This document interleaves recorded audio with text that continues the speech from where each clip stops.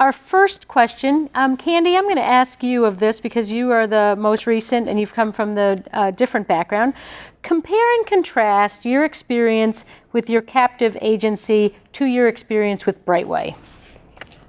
To be very honest, there are many, many differences. I can't think of many similarities, but there's many differences. I would say the only similarity is we can still provide the consultative approach for our clients, but now I actually have the carriers that I really can give them what they need versus just, like I mentioned earlier, just having one option.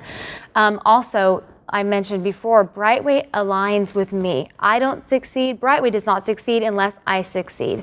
And that has resonated time and time again. And I've really seen that in location number 2. My first location in Denver, we just got past the 1-year mark and the agency is going extremely well. And I've seen the support and I saw the support as I started the agency and the initial investment that you spoke about too, that we get to help us get up and running and truly hit the ground running. But with my second location, I really have seen the support that goes into the renewal side and the retention side and the marketing side, and I've learned to leverage it. I came from captive where I had to do everything. I was servicing everything. I was handling all the marketing. I was handling, you name it. I had a service team and a sales team. Now I was going to focus on selling and then allow Brightway to handle everything else. Terrific. Billy, for you, specifically, what is the commission structure? And then share with us how you think about it. Sure. We get 85% of new business and 55% of renewal business. And a lot of times on the new business side, we've negotiated higher commissions with our carriers. So we're actually getting almost 100% of what a normal commission is. But I also like to think about it from a profitability standpoint. I look at a lot of other agencies that are outside of our model, and you really look at their expenses and the way we've used economies of scale to leverage those expenses. We're much more profitable with less headache. I mean, the things that they worry about, I don't even think about. So the profitability is what's really important, and we've been able to grow really quickly, really fast by leveraging the system. And I'm thankful to pay the commission that we pay, and it's also a percentage of what we sell. So it's not even actually that percentage. Mine's like 32% of what my book is. Great. Billy, also for you, who owns the policies written?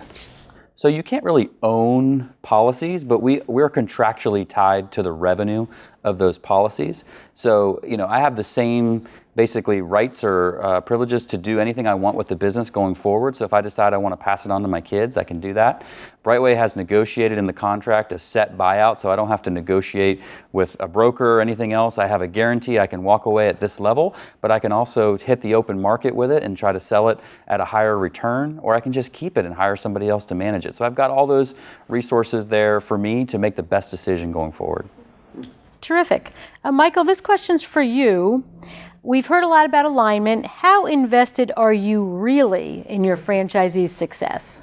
I could tell you, I don't think we could be more invested in their success. And it's, I know you asked for the time. I'm about to tell you how to build a clock. So in franchising, franchisors generate revenues in 3 ways. They have a franchise fee to join the system. They all keep some kind of percentage of the gross revenue, but they also resell other products and services to their franchisees. And of course, that is at a profit. So what happens is, in every other franchise you could possibly buy, they make a profit when you buy it. They make a profit everywhere along the way. And so they're not aligned with you. When you're losing, they're winning. And if you're winning, they're winning even more. So they go from winning to winning more. For us, we've said, you know what, that's not who I am. It's not right. And so for us, we have set up our business so that obviously there is a cost to join the system. We talked about that. But so as an example, in Florida, when you might come on in the state of Florida and pay your $60,000 franchise fee, I look at what we spend to support you to open your store.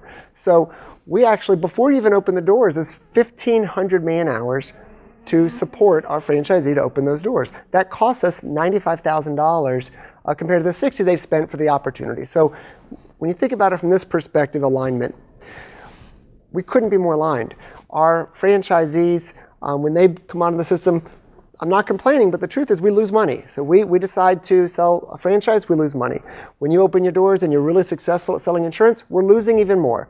And again, it's not a complaint, it's just a fact. And so for us, our business model from my perspective, is one where I have to make you long-term successful. And so I don't really show a profit in our agencies until their third year.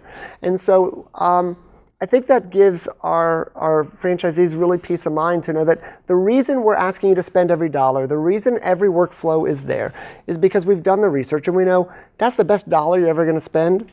That is the right way to do this business. It's going to deliver the best results.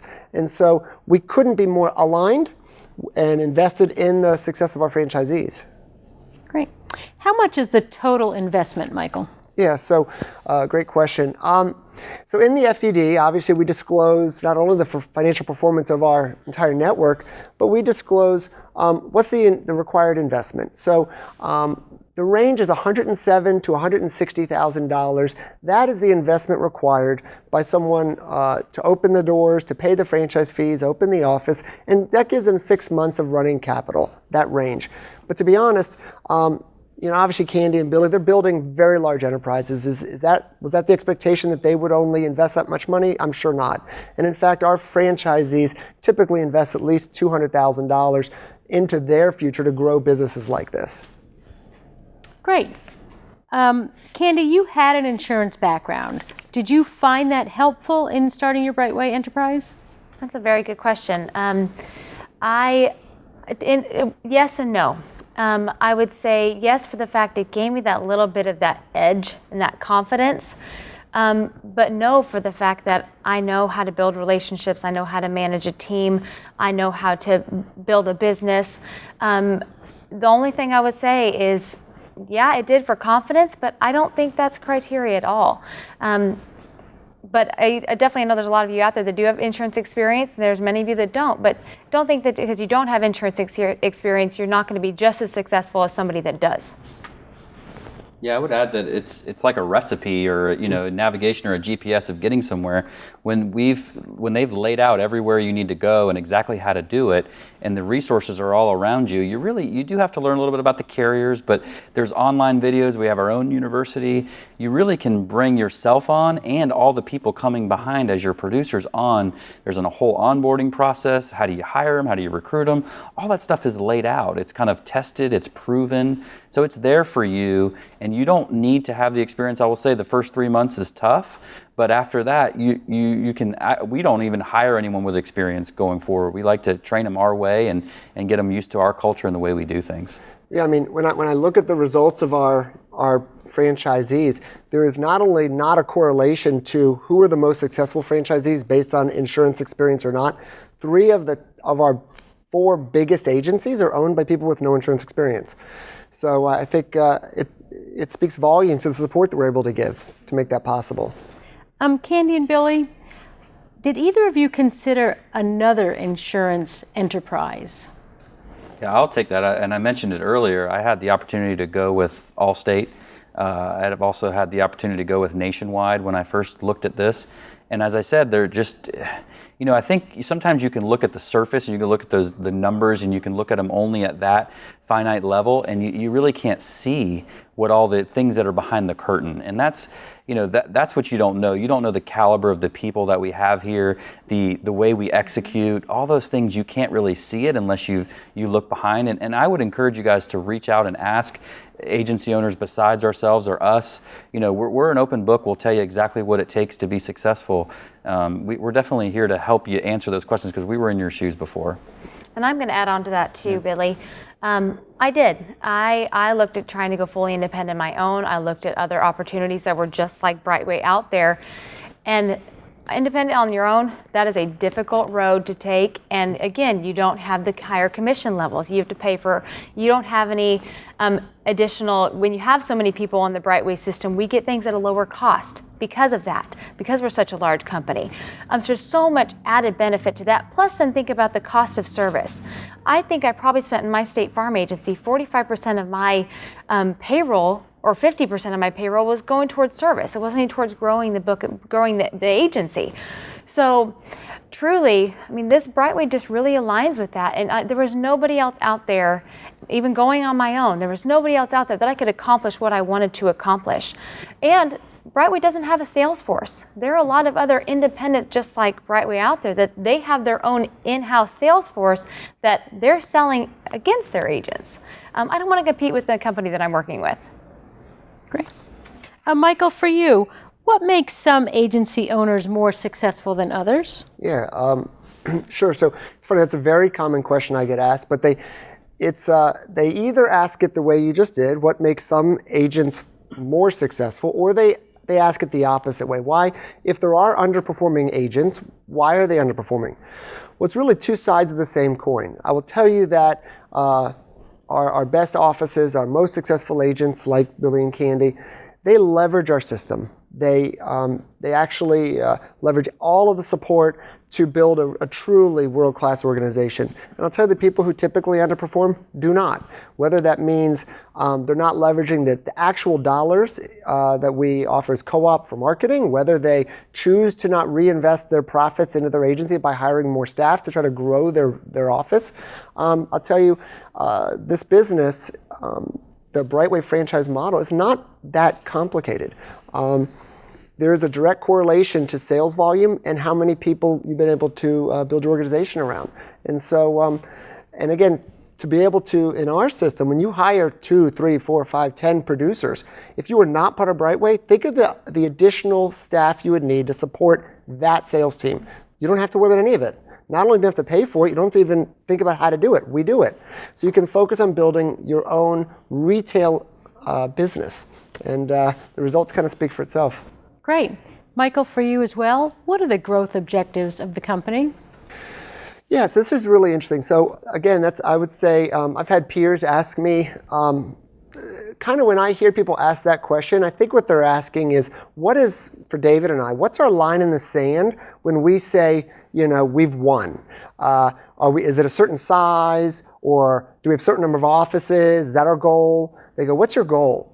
Well, for us, it's never been about being a certain size or making a certain amount of money.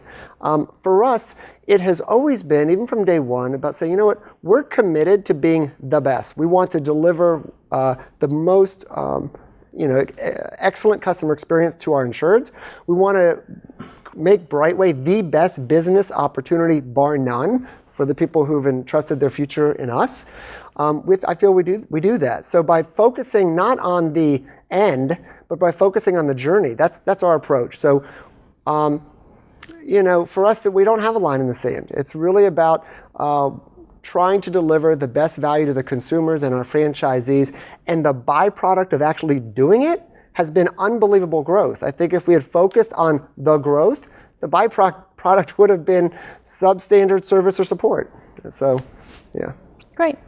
Billy, for you, in the first couple of years of your business, talk to us about what that ramp up was like. Sure, and I think it's going to be different for everyone. I mean, we hit the ground running. We were very aggressive. We went to the grassroots approach, and we, reached out. And now we've built a whole system around what that process is like and how do you build a grassroots organization. I think a lot of people will be surprised at how little we have to spend on marketing, because our experience is better and the process that the client gets is much better going through our model. So in the beginning, I was breaking even in the first 6 months. That was very aggressive, but we were selling really well. I hired very well. I didn't have any turnover, and I've really relatively had almost no turnover in 10 years. And that's because the model is better here, and my producers can't go somewhere else and find a better opportunity. So the first couple of years, are the toughest. Each day is always the worst day you'll have. It's always better the next day, because your book is bigger and your people are more knowledgeable. So I think all in all, the first 2 years are when you're building that foundation. But like I said, it gets better and better, each year after that. Great. Kandie, you spoke about how many carriers you have in your Florida location. How many do you have in Colorado? In Colorado, we have over 35 carriers. And truly, I know 35 is a lot different than 100. But I'll tell you, states are different. Florida needs to have more access to more carriers. In Colorado, 35 carriers, we can write anything and everything. And truly, there's nobody that we have to turn away. And we still could have that same consultative approach in Colorado as I would have in Florida. So number of carriers, I wouldn't put a number on what you have to be successful. Michael, can I write commercial business as a Brightway agency owner? Sure. So we really look at Brightway as focusing on the family. So obviously when I say family, I'm thinking homeowners insurance, obviously, auto insurance, all the other ancillary lines around the family. Now, when that family owns a mom and pop business, do we want to insure that? Absolutely. Is Brightway going to be the best fit for a long-haul trucking company, a skyscraper, an ocean liner? Probably not. That's not our wheelhouse. But at the same time, our franchisees, they are able to write commercial. Now, when they open the doors, I want them to be laser focused on what is our bread and butter. So they're going to open the doors as a personal lines agency. If they would like to start being able to offer commercial policies, they can get additional training and become commercially tiered and add that to their business mix. And I would add that they're not going to get in your way. If you want to be successful, they're going to help you become successful. But the reason why we have these paths is because we've seen what works and what doesn't work. And on the commercial side, it's I want to chase these big premiums. But when you see what the agencies have built, when you open the hood, what they built on the personal lines, and it retains at 90%, that's a much better strategy to build a foundation. And if you want to peel off and do some more, diversify yourself later, you can do that.